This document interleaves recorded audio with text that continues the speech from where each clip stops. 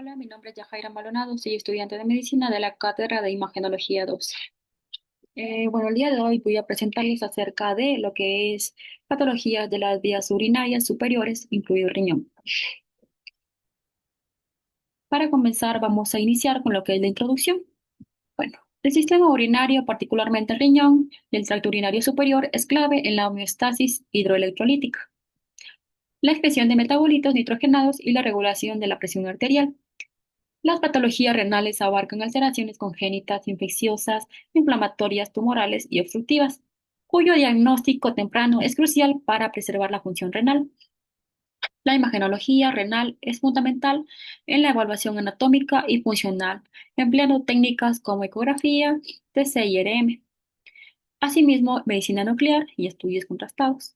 Como objetivo general tenemos interpretar las alteraciones morfofuncionales del riñón y vías urinarias superiores mediante técnicas de imagen correlacionándolas con el cuadro clínico. Como objetivos específicos tenemos analizar anomalías congénitas renales en cuanto al número, posición y función y su diagnóstico con imagen, por imagen. También vamos a diferenciar enfermedades quísticas renales según la clasificación de Bosniak, identificar hallazgos imagenológicos en infecciones renales como la pielonefritis, abscesos y pielonefrosis, evaluar signos radiológicos en insuficiencia renal crónica y sus complicaciones óseas y distinguir tumores renales benignos y malignos mediante patrones imagenológicos. También vamos a clasificar uropatías obstructivas según la etiología y el nivel de obstrucción, examinar patologías de vías urinarias superiores y vejiga mediante técnicas diagnósticas. Bueno, para empezar, vamos a iniciar con lo que son variantes en cuanto a la normalidad y pseudolesiones. Tenemos lo que es la lobulación fetal, que es cuando hay una fusión incompleta en los lóbulos. Y vamos a ver en lo que es en las imágenes, vamos a ver hendiduras con grasa perirenal. Y vamos a ver el parénquima normal. En este caso vamos a ver una tomografía en un corte coronal en la cual se pueden ver las lobulaciones del riñón y los tabiques. En este caso vamos a ver una ecografía en la cual se pueden ver las lobulaciones y los tabiques que están llenos de grasa perirenal. Y en cuanto al diferencial, va a ser con una cicatriz cortical con atrofia. En cuanto al defecto cortical de la unión, esta va a ser una fusión anómala embrionaria que va a darnos una línea con grasa en el seno renal, que es lo que tenemos aquí, frecuentemente más en el riñón derecho. Y va a verse mejor en lo que es en la ecografía. Tenemos aquí una ecografía en la cual nos van a mostrar un defecto en la unión, en la cual se ve un triángulo en la imagen derecha e izquierda. El diagnóstico diferencial sería igual una cicatriz cortical o un angiomiolipoma. Vamos a continuar con lo que son anomalías congénitas. En cuanto al número, la posición, la fusión, en cuanto al tamaño, las anomalías de forma, anomalías en la estructura y anomalías en la pelvis renal. Vamos a iniciar con lo que es agenesia renal, en cuanto a las anomalías del número. La agenesia renal es la ausencia congénita de uno o ambos riñones. Cuando es bilateral, esto es incompatible con la vida y está asociado con el síndrome de Potter. Cuando es unilateral, con un único riñón compensador, este va a compensar al otro y esto va a hacer que en las imágenes vayamos a observar un riñón único dilatado o hipertrófico. En este caso tenemos una tomografía perdón, una RM en corte coronal en la que podemos ver un único riñón que está hipertrofiado. Y en el caso de acá tenemos una tomografía que también nos muestra un riñón único hipertrofiado. En cuanto al diagnóstico diferencial, vamos a ver que puede ser con una nefrectomía o una ectopía renal.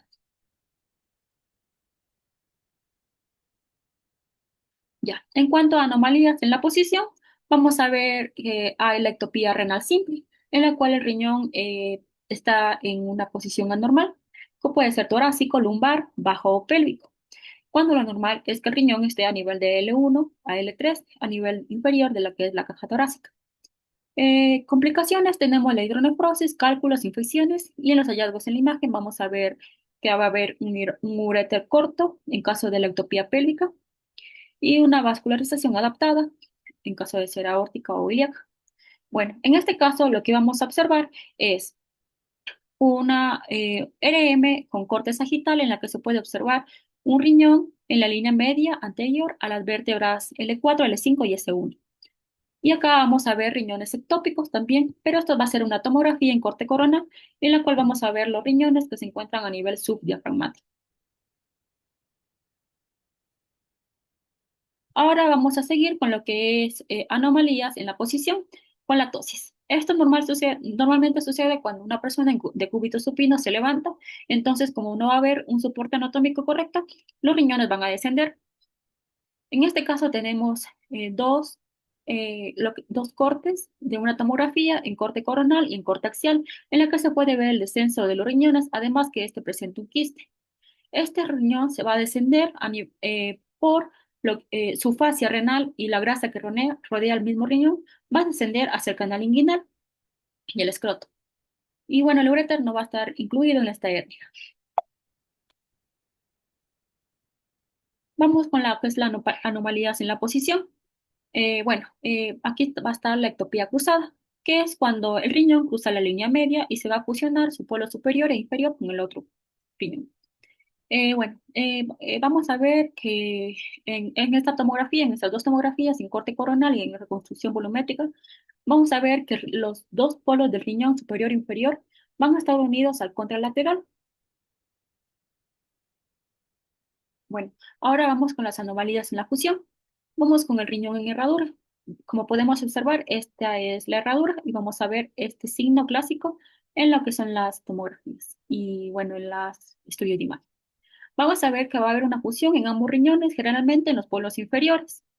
Esta fusión va a ser simétrica en la línea media y va a estar asociada a variantes vasculares y o malrotación en la embriología.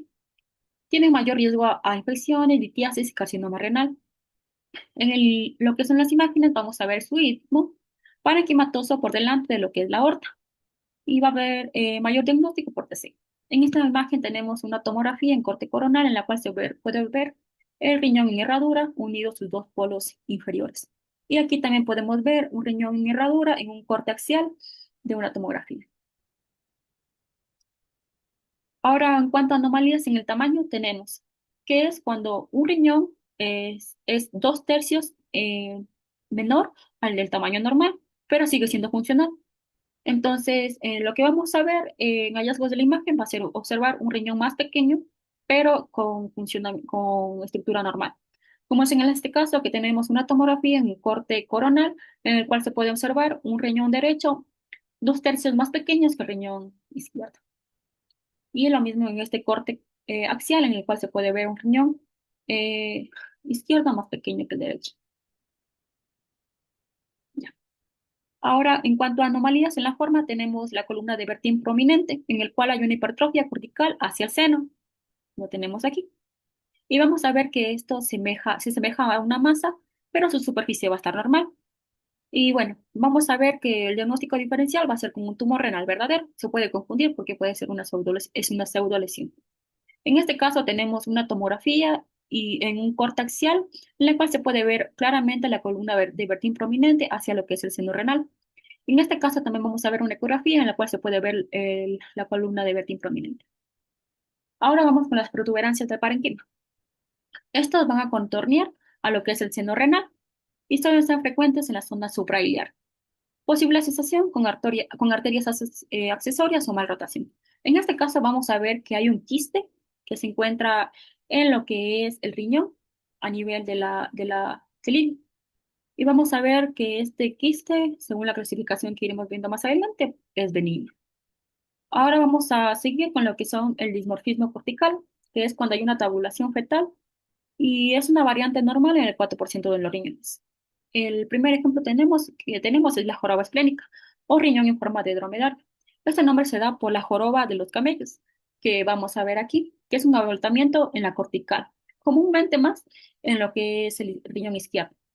Esto se va a asemejar a una masa, igual también va a ser un diagnóstico diferencial, un tumor real, pero la clave va a ser la ubicación de este.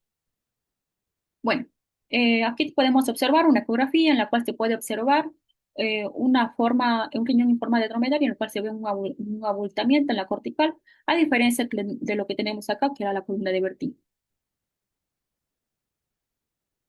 Bueno, ahora vamos a ver las anomalías en la estructura. Bueno, Empecemos con lo que es la enfermedad quística difusa. Tenemos dos tipos, la enfermedad infantil y la enfermedad en el adulto. La enfermedad infantil o Potter tipo 1 puede ser autosómica recesiva, es decir, que los dos padres tienen que tener este gen defectuoso. Y bueno, en la forma neonatal no va a haber mucha visualización porque va a haber un programa estriado. En la forma infantil va a existir mi fibrosis hepática, que como consecuencia de esto nos va a dar una hipertensión portal. Y en lo que es el riñón va a haber un borde de cepilla.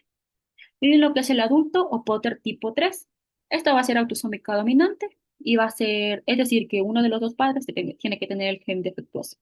Y vamos a ver aquí un signo en el riñón de queso de Guyger, que es el que tenemos aquí. Este queso de Guyger, que tiene como orificios en su interior, lo vamos a ver en este riñón de aquí. En ecografía se vería mejor. Pero en este caso que tenemos una tomografía en corte coronal en el cual se puede observar claramente el riñón con diferentes estructuras o lesiones quísticas en su interior llenas de hipodensidad. Y vamos a ver que no solamente el riñón está afectado, sino también vamos a ver un poco del hígado. Ya. Ahora vamos a seguir con lo que son los quistes medulares. Vamos a ver un riñón en esponja, es decir, que se va a encontrar dilatado. Sus, la pelvis y los conductos se van a encontrar dilatados. Esta va a ser no hereditaria y vamos a ver el signo de rayo de sol, que es lo que tenemos aquí, por la dilatación del mismo. Más nefrocalcinosis, que va a ser como el que se va a formar en lo que son las dilataciones que tenemos aquí, aquí y aquí. Ahora vamos con los quistes corticales. Los quistes corticales son de dos tipos, por obstrucción urinaria baja, que siempre son subcapsulares, como es el que tenemos aquí, que es una tomografía en corte coronal en la cual se puede observar un quiste redondeado, limitado, hipodenso en el polo inferior del riñón. Y también hay los asociados a síndromes como el síndrome de von Hippel-Lindau, tuberosa, el del síndrome de Down y el síndrome de Turner. Cuando son asociados a un síndrome, estos son de más complejidad, ya que tiene que descartarse un futuro tumor. Y bueno, esta es la misma imagen que tenemos acá, pero es un corte axial en la cual se puede ver el quiste, ocupando prácticamente todo lo que es el riñón. Ahora vamos con lo que son las displasias.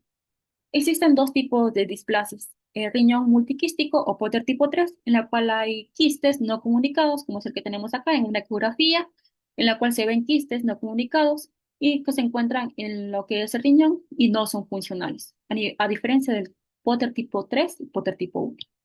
Y el quiste multilocular, que es una masa que tenemos aquí, una ecografía de riñón, que son masas encapsuladas y no son hereditarias.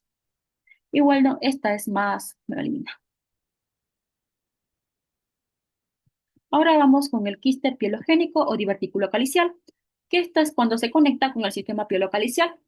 Tenemos acá una tomografía en corte axial, en la cual se ve un riñón izquierdo que muestra un quiste renal parcialmente exofítico, es decir, que se va hacia la periferia, de 4 centímetros en la zona media, con falsificación.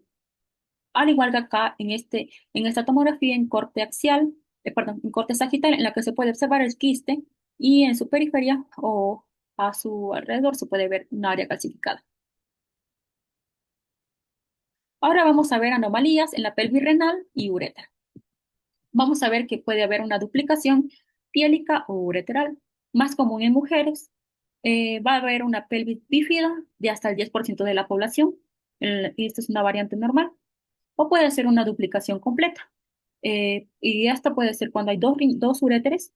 Y bueno, el uréter superior va a unirse en el orificio medial o inferior de la vejiga. Y esto va a formar una ureterocele ectópica. Mientras que el uréter inferior va a irse al orificio más craneal y lateral y dándonos un reflujo vesículo-ureteral. Las complicaciones sería hidronefrosis, masa quística, obstrucción. El diagnóstico por ecografía renal, vamos a ver una masa anecoica en el polo superior. Bueno, aquí podemos ver un uréter completo, ya que son dos uréteres, pero que se unen en el extremo inferior del mismo uréter. a diferencia que este está completo, que podemos ver que hay dos pelis.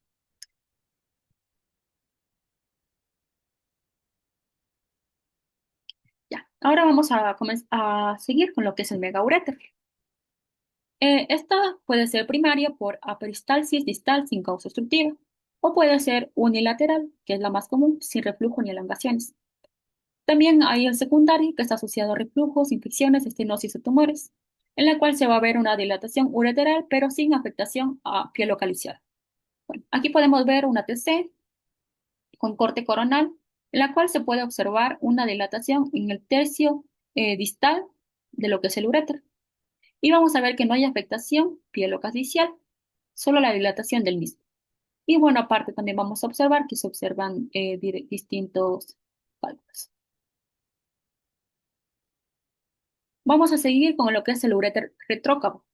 Se llama así porque este uréter siempre, mayormente del lado derecho, va a pasar por detrás de la vena cava y va a haber una desviación medial a nivel de L3 y L5.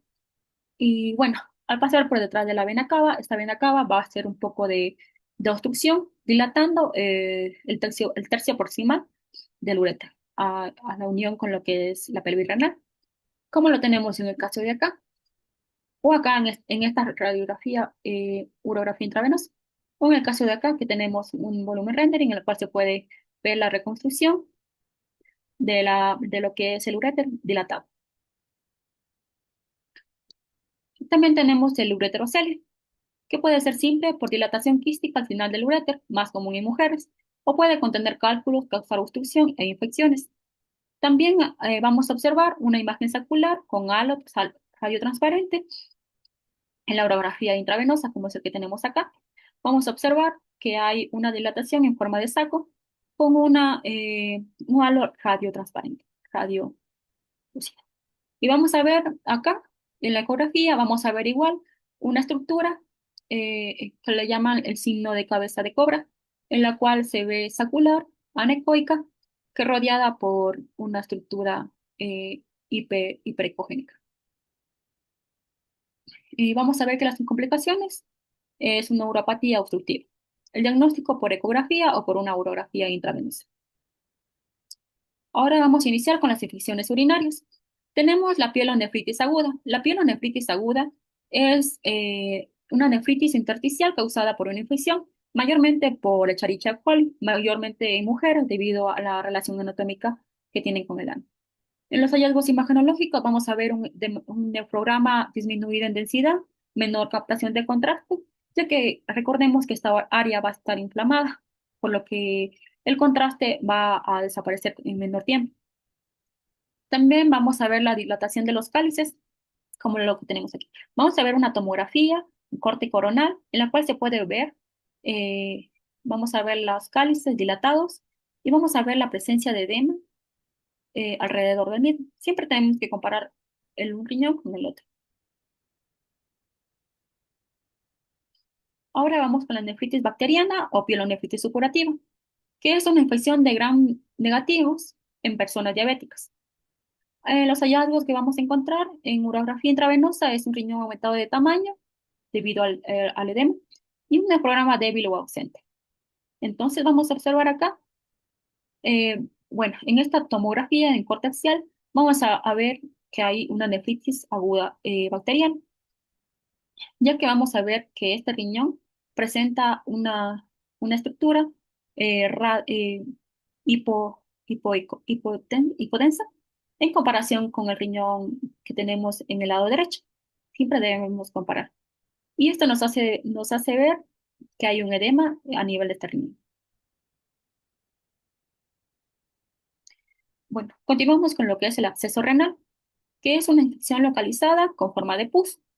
Vamos a ver que en el ultrasonido vamos a ver una masa anecoica, como lo tenemos acá, anecoica con márgenes irregulares, y vamos a ver que hay burbujas de ecos. Vamos a ver qué crea artefacto. Vamos a ver que en este paciente el tercio superior y bueno, el tercio medio y el polo inferior del riñón estaban los dos con absceso renal. Mientras que en la tomografía vamos a ver un área hipodensa con una pared gruesa, como podemos ver acá en este corte axial de tomografía. Bueno, vamos a ver que en el centro no hay captación de contraste. Y bueno, el tratamiento va a ser drenaje percutáneo más antibióticos. Bueno, ahora sigamos con la pionefrosis, que es cuando hay pus en el sistema colector dilatado.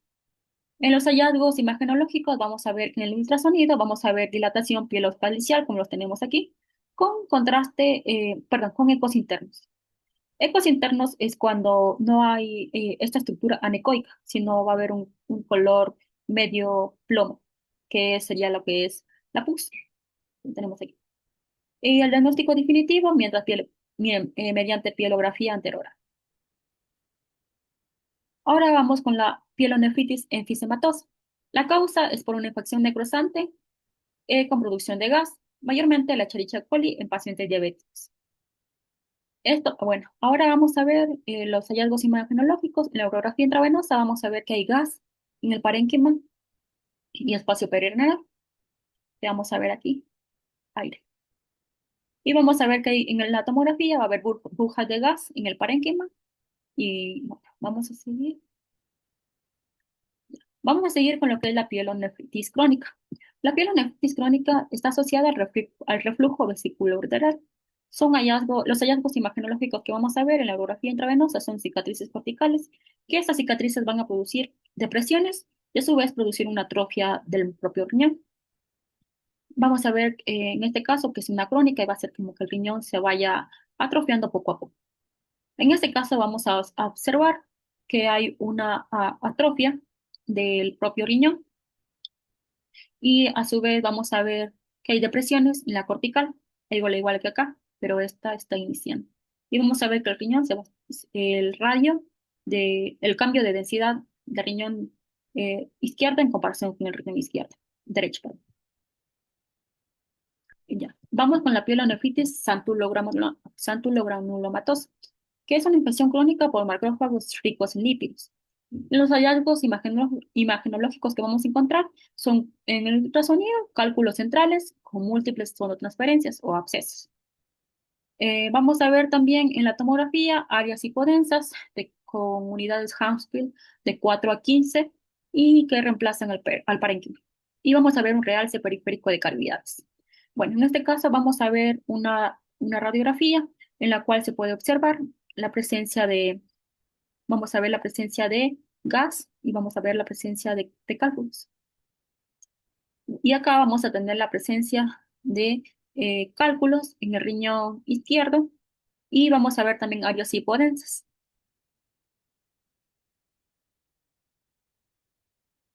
Ahora vamos a seguir con lo que es la insuficiencia renal crónica. La insuficiencia renal crónica es la pérdida progresiva bilateral del parénquima renal.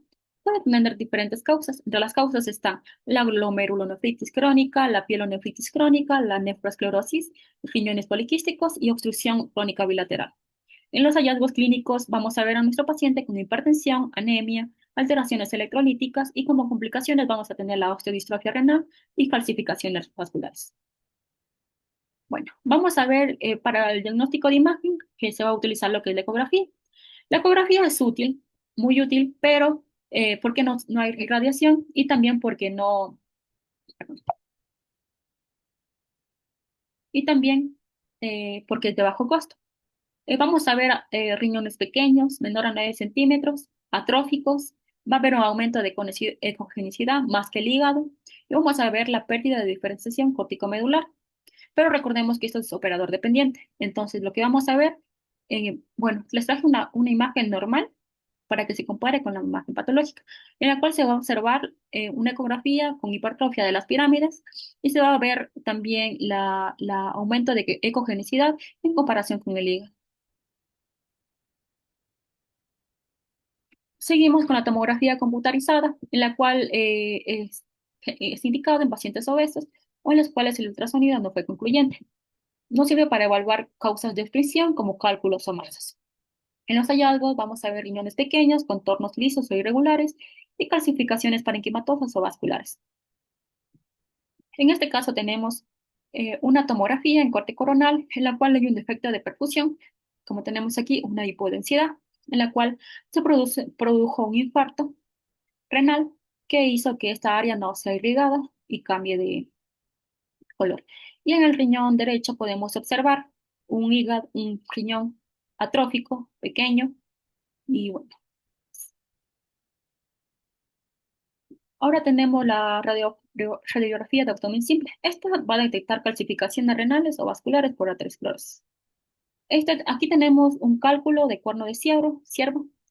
Tenemos prácticamente toda la pelvis renal calcificada, pero solo nos va a servir para ver cálculos y no para ver masas específicas.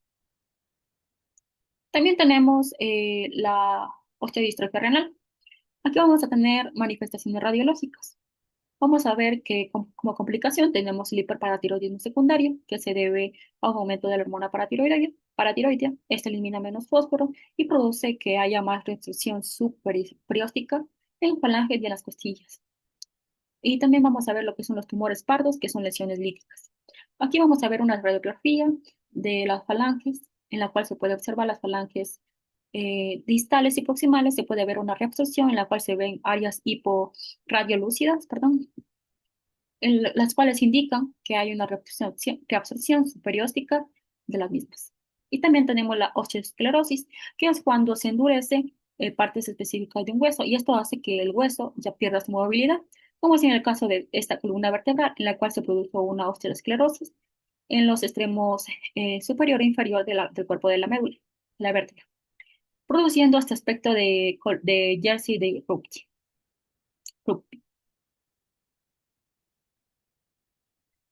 También tenemos lo que son las manifestaciones radiológicas en calcificaciones. Estas calcificaciones se van a producir en partes blandas y arterias. Aquí tenemos una radiografía de cadera izquierda, una proyección axial, en la que se observan múltiples calcificaciones periarticulares que simulan a un tumor o a un pseudotumor. Y acá tenemos la osteomalacia o raquitismo, que son pseudofracturas y ensanchamiento epifisiario. Aquí podemos observar un ensanchamiento metafisario, podemos verlos aquí, con el deflecamiento de la línea metafisaria que tenemos aquí en un niño. Entonces, como algoritmo diagnóstico tenemos que siempre se realiza primero un ultrasonido más una radiografía de abdomen simple.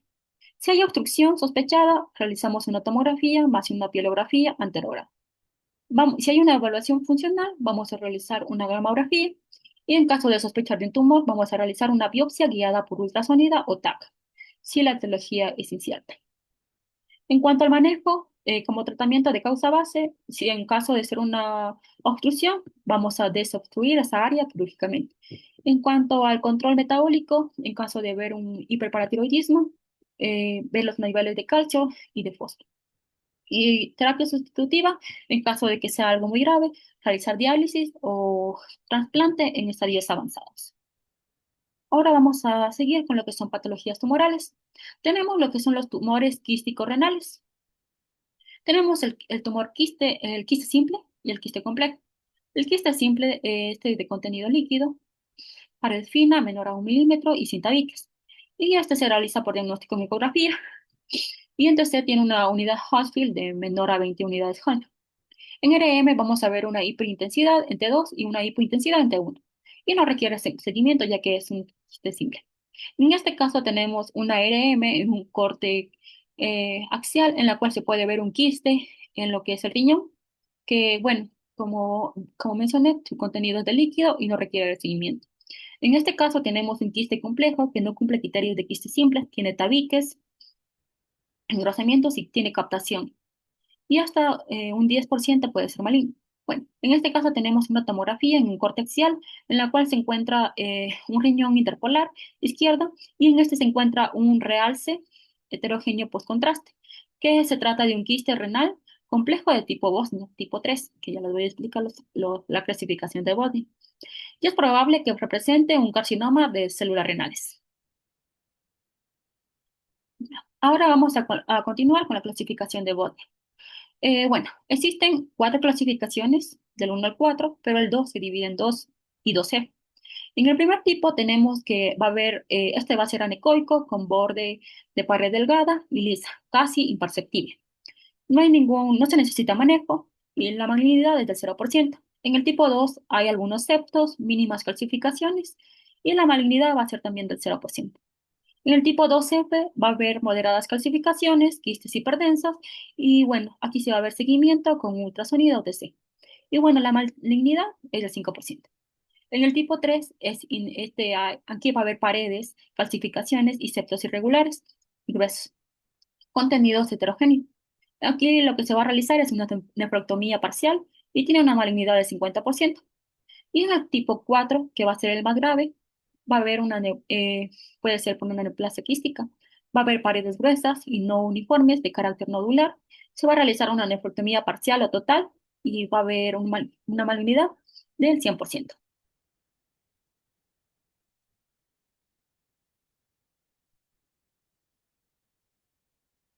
Bueno, aquí tenemos una ecografía, la cual muestra un quiste simple con una pared fina, con contenido anecoico, sin septos ni calcificaciones, y es correspondiente a un quiste renal tipo 1. Aquí tenemos una mujer de 67 años con un quiste renal complejo. La ecografía va a mostrarnos un quiste renal con un tabique muy fino que representa una clasificación tipo 2. Aquí tenemos una mujer de 45 años con un quiste renal complejo igual, con tabiques que muestran muy finos y representa una clasificación tipo 2C. Y aquí tenemos un quiste de un hombre de 81 años con un quiste renal complejo que muestra tabicaciones y estas tabicaciones tienen calcificaciones y esta representaría una lesión de Bosnia tipo 3. Bueno, aquí tenemos otra clasificación. En este caso es una mujer perimenopáusica de 58 años con un tumor mixto epitelial y estromal. A la ecografía en esta escala de grises se muestra una lesión quística, como lo tenemos aquí, que contiene un componente de tejido blando. Y bueno, acá tenemos una ecodoppler que muestra que este contenido blando tiene irrigación, lo que nos lleva a clasificarla en una categoría tipo 4. Ahora vamos con las metástasis renales. Estas pueden ser múltiples y pueden ser bilaterales. Pueden venir de riñón, perdón, puede venir de pulmón, de mama o melanomas. Y bueno, aquí vamos a ver una tomografía en corte coronal en la cual se puede observar una mala diferenciación entre la masa y el riñón. Y hay un quiste cortical simple en el polo superior, pero también podemos observar que hay en el polo inferior. Y aquí podemos observar también que hay una pérdida de diferenciación entre la masa y el riñón, comprendiendo prácticamente a la mayoría de la porción de riñón izquierdo. Vamos con lo que son carcinomas de células renales. El subtipo más común es el de células claras y tiene el peor pronóstico. Puede ser papilar o cromófobo. Hallazgos imagenológicos, vamos a ver que hay la ausencia de grasa macroscópica y va a haber una hipercaptación en fase corticomedular. Aquí vamos a observar una tomografía en un corte coronal, en la cual se observa una masa exofítica, es decir, que se está yendo hasta la periferia, en el polo inferior del riñón izquierdo. Presenta un realce heterogéneo, post-contraste en fase arterial, con un núcleo central, como lo podemos observar aquí, que refleja una necrosis central parcial.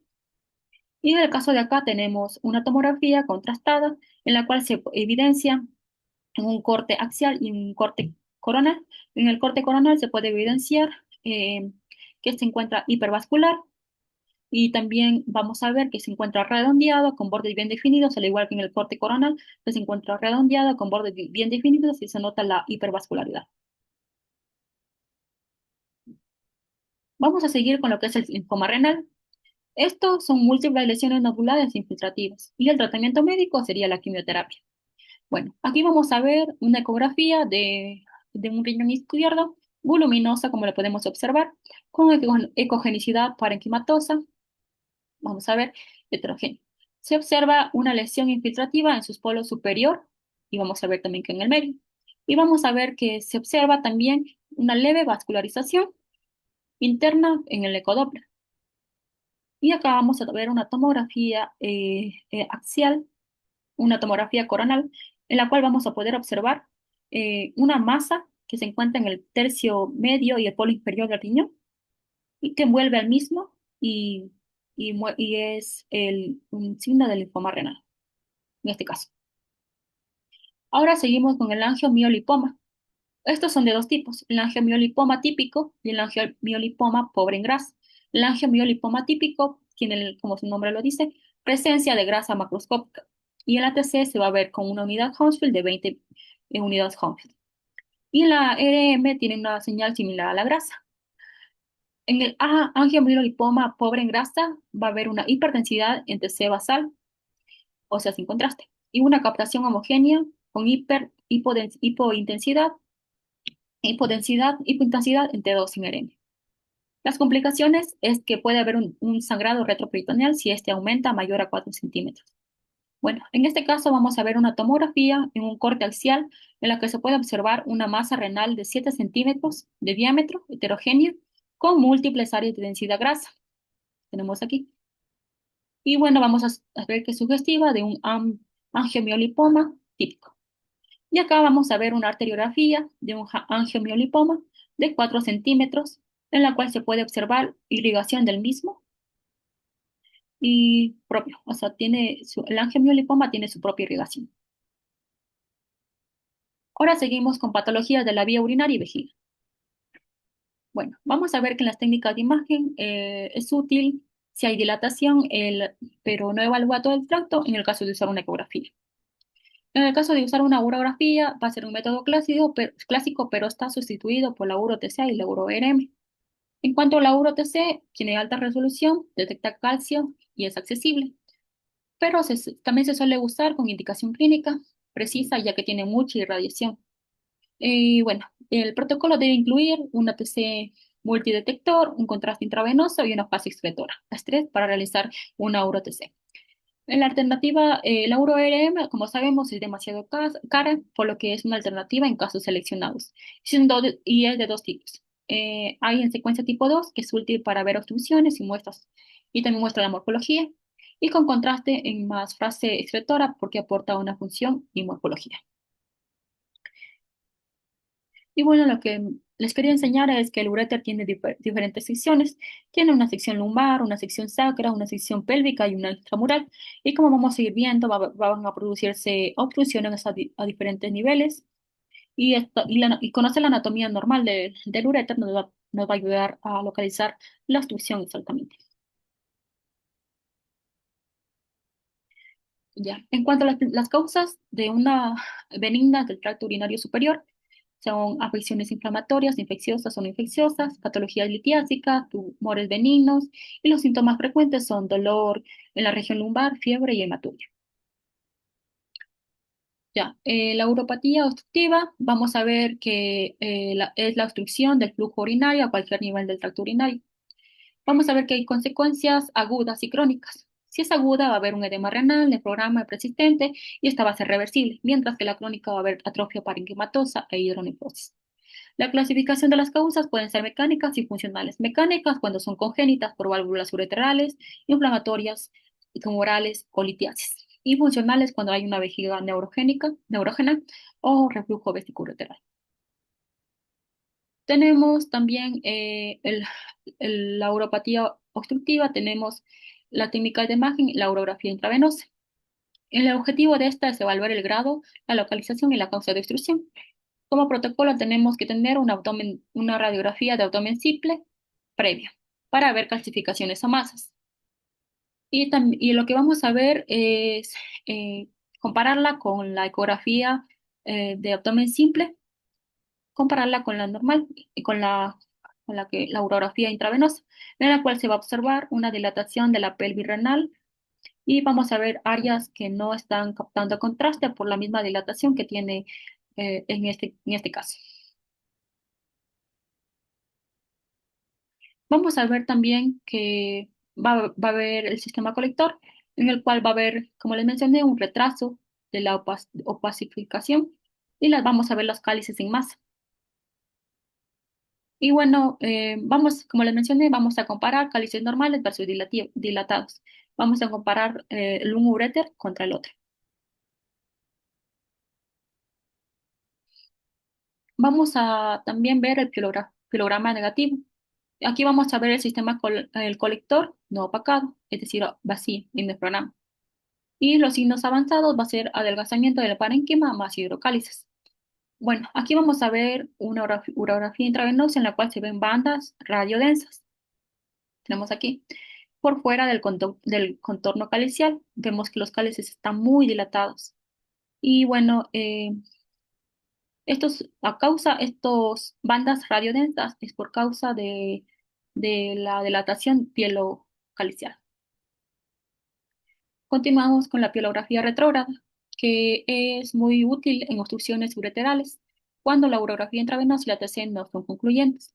La evaluación de estenosis de tumores ureterales y estenosis. Y las limitaciones son que es muy invasiva, ya que requiere una citoscopía, y es reemplazada por la TC o uro-RM. Ay, en este caso vamos a ver una pielografía retrógrada normal, podemos ver que no hay dilatación de ninguno de los cálices. Y vamos a ver que es una pelografía normal de un riñón trasplantado. Bueno, aquí vamos a continuar con lo que es la tomografía computarizada. En los hallazgos vamos a ver que podemos encontrar causas extrínsecas como tumores, fibrosis retroperitoneal, aneurisma y litiasis y detecta todos los cálculos, incluso radiolúcidos. En las ventajas tenemos que es el estándar de oro para diagnóstico de causal y reconstrucciones 3D para planificación quirúrgica. Bueno, aquí tenemos una tomografía en la cual se extrajo un cálculo ureteral, pero al aplicar el contraste, hubo una fuga de orina debido a esto. Entonces aquí vamos a ver la fuga de orina con contraste. Ya. Ahora tenemos la ecografía en uropatía obstructiva. En esta es ideal en embarazo en niños sin irradiación y nos sirve de guía para nefrostomía percutánea. Vamos a ver que las limitaciones son falsos negativos, sin obstrucción aguda, sin dilatación y como les mencioné, es radiodependiente, operador dependiente.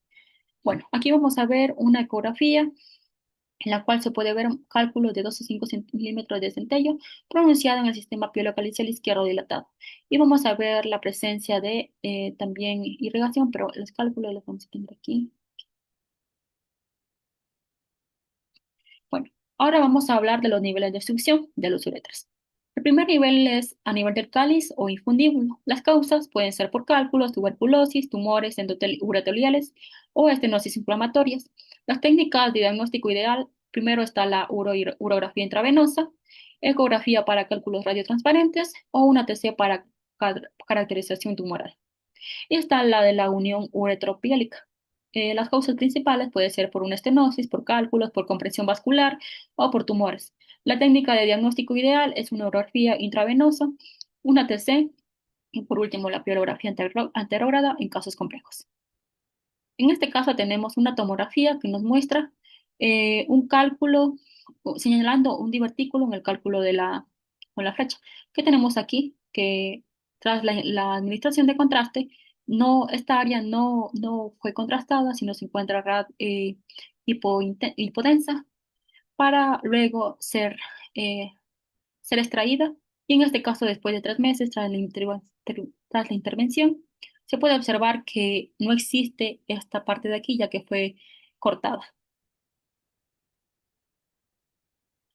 A nivel de la unión uretropiélica, es decir, aquí podemos ver una radiografía, una pielografía retrógrada que muestra la colocación de un catéter con balón para dilatar esta sección y que pueda quitarse la oclusión que había en la unión uteropiélica.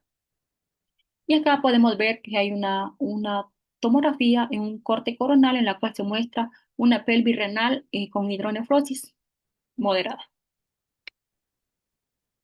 También hay obstrucción a nivel del ureter lumbar. Las causas principales pueden ser politiasis, fibrosis retroperitoneal, tumores retroperitoneales, aneurisma aórtico, y las técnicas que se usan va a ser TC, con contraste, sin contraste, con contraste para masas y fibrosis, sin contraste para cólico renal agudo, y una uro-RM para cuando hay contraindicación al ATC. Lo que es el uréter pélvico, vamos a ver que puede ser también de diferentes causas, como tumores pélvicos, endometriosis, linfoceles, posquirúrgicos, litiasis impactadas y técnica de diagnóstica eh, ideal. También vamos a ver la ATC pélvica, que las técnicas más comunes son la TC pélvica con contraste para masas y la ecografía transvaginal o transrectal para mujeres simples. Pero esto es último. Aquí vamos a ver una obstrucción a nivel del ureter lumbar, en la cual nos da el signo de delirio caído, en la cual hubo una obstrucción a nivel lumbar y esto hizo que el riñón tenga un aspecto de delirio caído, como el que tenemos aquí. Y vamos a observar en esta eh, urografía intravenosa, vamos a ver una hidronefrosis leve en el lado derecho y con desviación medial de ambos uretres. ¿Ya? Aquí vamos a observar una tomografía en corte coronal y en corte sagital, en la cual se identifica un implante de endometriosis en el uréter distal, lo cual hace que se produzca una hidroureteronefrosis, que produce una dilatación del uréter en su zona más distal, a nivel pélvico. Los niveles también de inscripción tenemos el nivel uretero-vesical y en el cuello vesical. En el uretero-vesical tenemos que va a estar relacionado con con la vejiga, que las causas principales pueden ser cáncer de vejiga, ureterocele, cistitis intersticial o cálculos vesicales. Técnica diagnóstica ideal sería la citoscopía más urografía intravenosa. Y también está la TC urológica para estadiaje tumoral. En el nivel 6 tenemos lo que es el cuello vesical, que ya está también relacionada con lo que es la vesícula, y en caso de los hombres con la próstata. Las principales causas son hiperplasia, el cáncer prostático, estenosis postquirúrgica, cálculos vesicales, y la técnica diagnóstica ideal es la ecografía transrectal y la TC pélvica para extensión tumoral.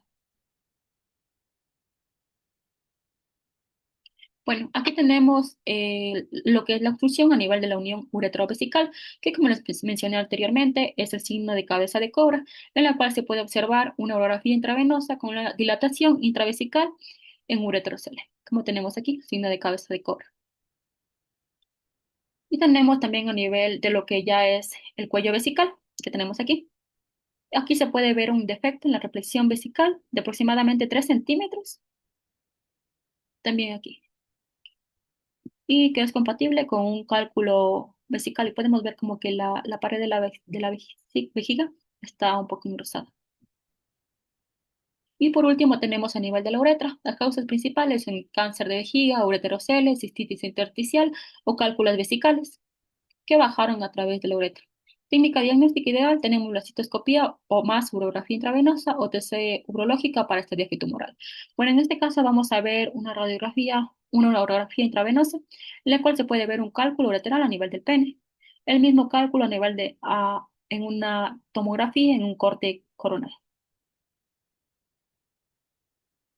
Ahora vamos a seguir con lo que son las patologías litiásicas. Esta tiene alta prevalencia en hombres de 3 a 1 y entre 30 a 60 años con alta recurrencia.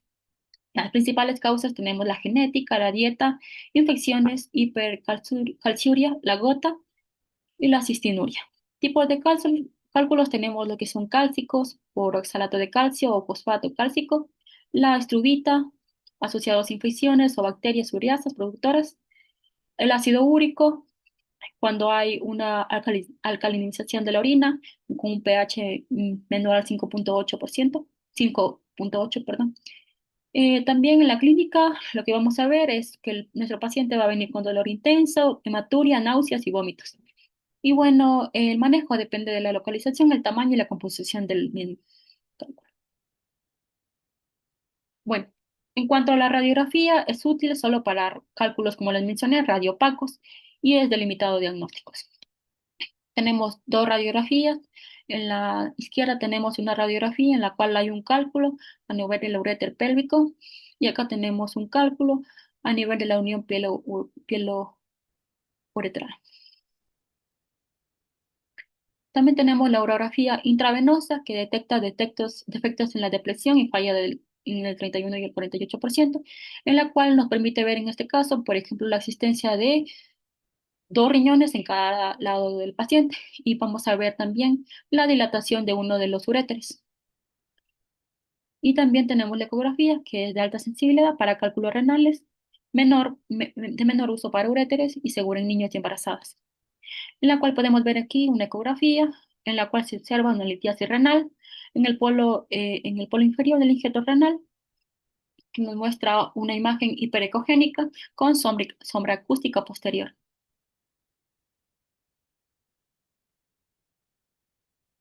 Y en la TC vamos a ver que podemos utilizar T6 sin contraste, ya que nos va a dar una alta sensibilidad y especificidad para todos los cálculos, excepto los inducidos por Indinavir. También nos permite evaluar la localización, el tamaño, el grado de instrucción, la composición y detecta complicaciones asociadas con una infección o un urinoma. También tenemos el TC de doble energía, que mejora significativamente la determinación de la composición del cálculo y permite la diferenciación precisa entre distintos tipos de litiasis. Y también tenemos la TC contrastada, que es indicada para el diagnóstico diferencial con otras patologías como plebolitos, calcificaciones vasculares. También va a permitir la evaluación de patologías urinarias no litiásicas como tumores y la valoración de estructuras adyacentes. En este caso tenemos una tomografía en un corte coronal que muestra, es de abdomen y pelvis con contraste intravenoso que muestra una de la dilatación de lo que es el ureter. Y esta se encuentra también, se encuentra atravesando por detrás a la que es la vena cava y por eso es que se produce la dilatación de la misma.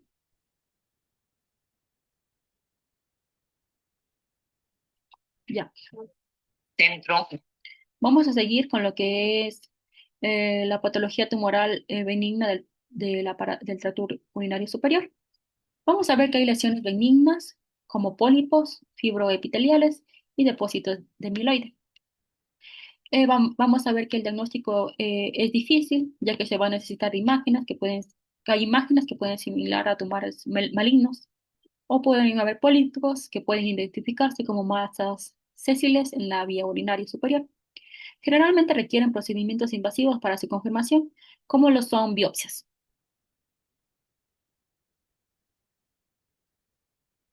Y bueno, esta era la imagen de un pólipo.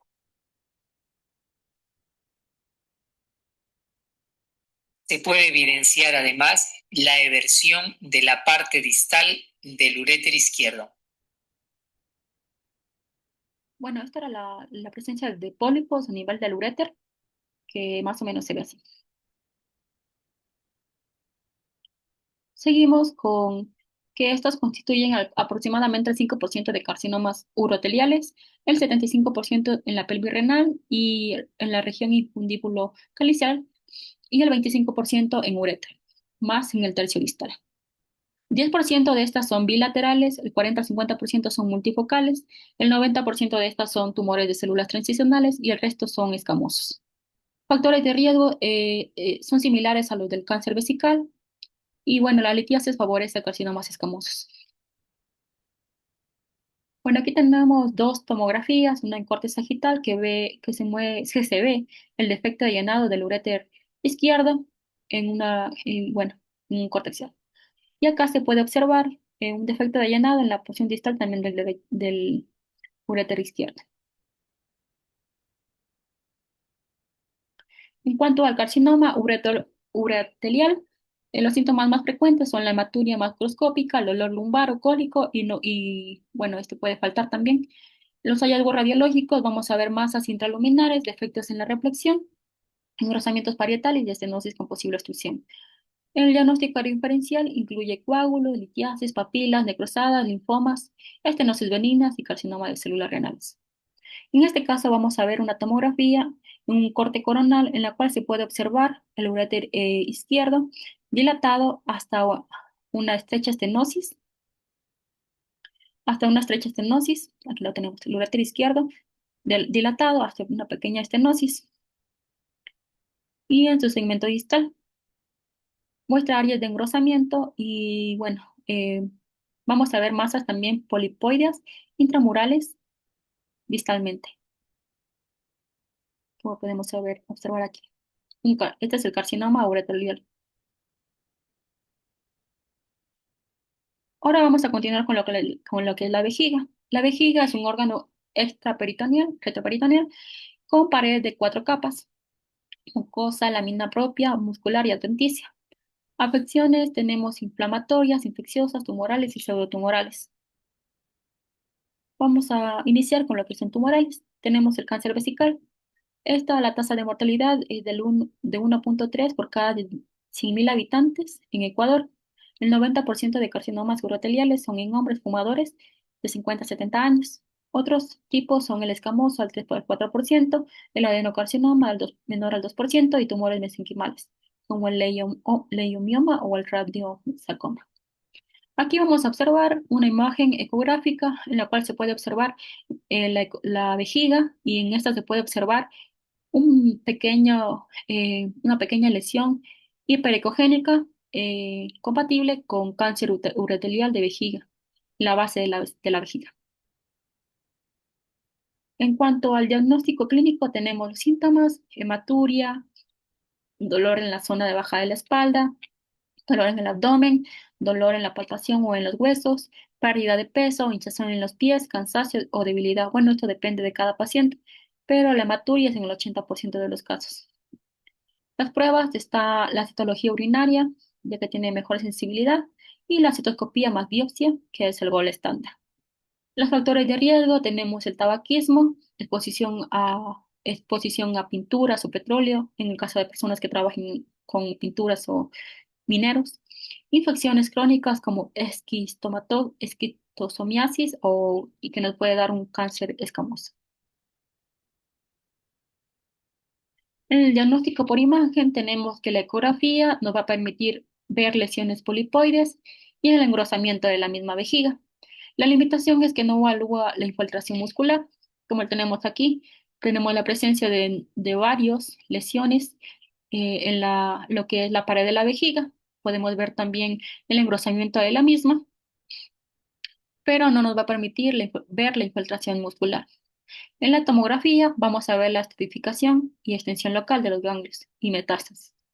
Y bueno, nos va a permitir ver una fase temprana y así como ver un diagnóstico temprano de este cáncer y bueno, ver un tratamiento oportuno. En este caso vamos a ver que hay un engrosamiento difuso de la pared vesical con realce de administración tras contraste, más acentuado en la pared lateral izquierda. Vamos a ver acá el ARM, que tiene mejor resolución tisular, ya que nos va a permitir ver las diferentes capas. Y bueno, aquí vamos a observar también que hay un pólipo a nivel de la región inferior de la vejiga. Bueno, sería anterior de la vejiga, sí, posterior de la vejiga.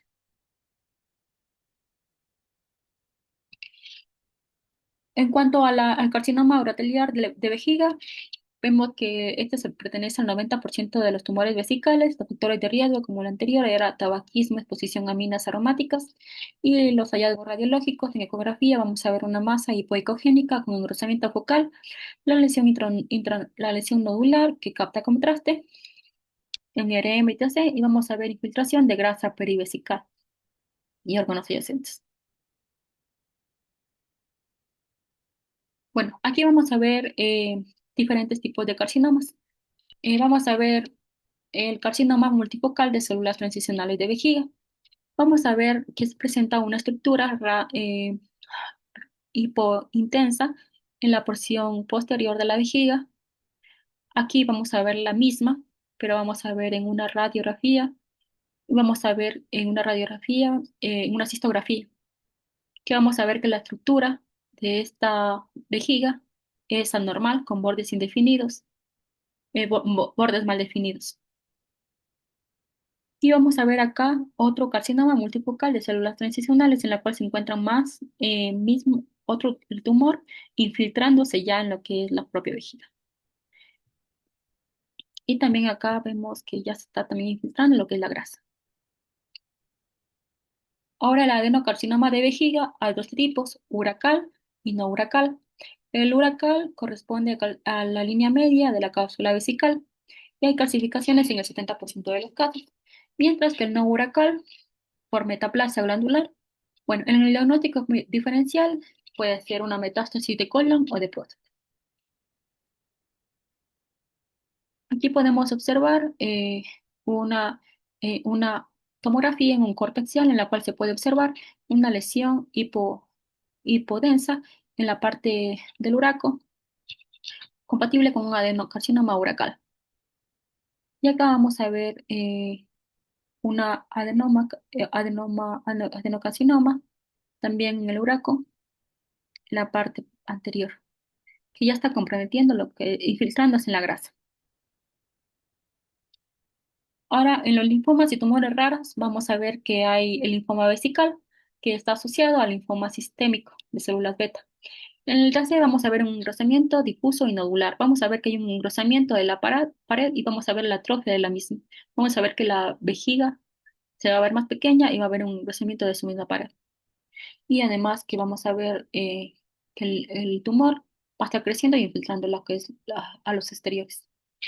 El radiomiosarcoma es el más común en niños y en la TC y un RM vamos a ver una masa polipoide grande en la base vesical. Y bueno, en esta tomografía, en un corte axial, vamos a ver que muestra un engrosamiento, como les mencioné, de las paredes vesicales, sobre todo en la porción anterior y lateral derecha, perteneciente al proceso neoformativo. Bueno, vamos a ver el algoritmo de la hematuria. Vamos a ver que si el paciente presenta con hematuria, la primera línea es hacer una ecografía para descartar tumores y litiasis. Pero si el paciente tiene mucho dolor, vamos a hacer una citoscopía, que si se sospecha de un tumor vesical. Y luego vamos a hacer una urotc si la ecografía es negativa y hay una alta sospecha. En cuanto a la cistitis infecciosa, tenemos dos tipos, cistitis bacteriana aguda y cistitis enfisematosa. La cistitis bacteriana aguda, la primera causa es la Escherichia coli, común en mujeres, síntomas de disuria, urgencia y frecuencia al ir al baño. Diagnóstico clínico y también con urocultivo. La imagen generalmente suele ser normal. En estos casos, las imágenes no nos van a servir mucho, pero podemos correlacionarlas con la clínica, que nos va a ser de mucho más ayuda. Y lo que más vamos a hacer es el urocultivo, como les había mencionado. En la cistitis enfisematosa vamos a ver que en la TC va a haber aire en la pared vesical, que es algo panneumónico de la cistitis enfisematosa. Y en la radiografía y la ecografía vamos a ver gas. Los factores de riesgo es tener diabetes y tener vejiga neurogena. La cistitis bacteriana, vamos a ver, como les mencioné, va a haber un engrosamiento de la pared de la misma. Y bueno, esa sería solo la única alteración que tendría. Y en la cistitis enfisematosa, vamos a ver la presencia de aire o gas en la misma. En un corte coronal vamos a ver esta tomografía en corte coronal que nos muestra la presencia de aire y acá también vamos a ver que nos muestra la presencia de aire. Bueno, ahora vamos con las cistitis no infecciosas, que es la cistitis rádica y la cistitis quística y glándula. La cistitis rádica se da por radioterapia pélvica y los hallazgos vamos a ver engrosamiento del difuso de la pared y la reducción de la capacidad vesical, o sea, la persona ya no va a poder tomar grandes cantidades de agua como lo hacía antes. Cistitis quística y glándula, vamos a ver que se da la metaplasia por irritación crónica. En RM vamos a ver lesiones hipointensas en T2 con un centro hiperintenso.